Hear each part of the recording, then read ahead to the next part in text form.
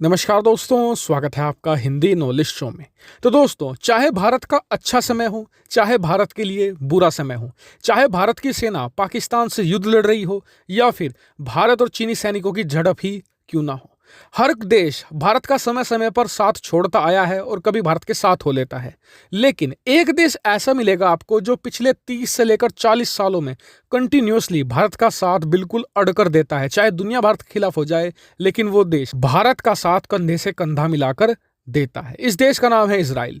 और इजराइल एक बार फिर से भारत के लिए एक बड़ा तारणहार बनकर उभर रहा है।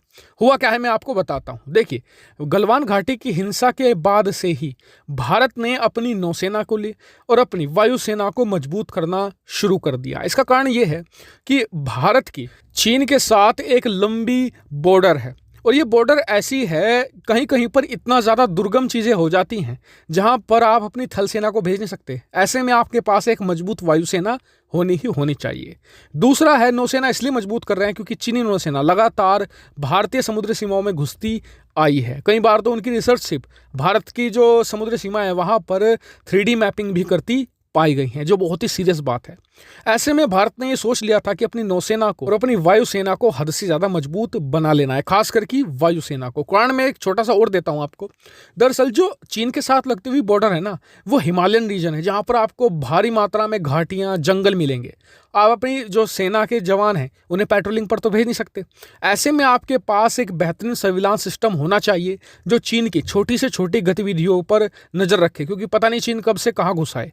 तो इसीलिए भारत ने, आपको याद होगा मैंने वीडियो बनाकर भी बताया था कि भारत फरवरी के महीने में कोई अच्छे ड्रोन ढूंढ रहा था कि जो इस इलाके पर नजर रख सकें। लेकिन दिक्कत यह थी कि भारत के पास इनफ बजट नहीं था। हमने अपना बहुत सारा पैसा इमरजेंसी फंड यूज कर लिया था उस दौरान जब गलवान घाटी की हिंसा हुई थी।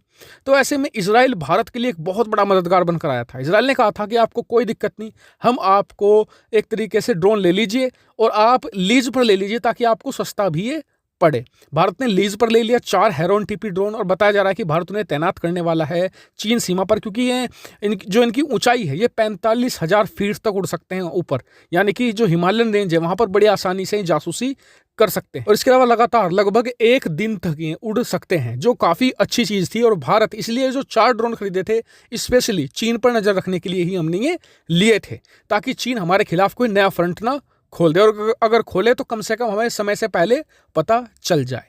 लेकिन अब एक बार फिर से भारत एक और मदद की गुहार कर रहा है और एक बार फिर से इजराइल भारत का एक बड़ा कट्टर दोस्त बनकर सामने आया है।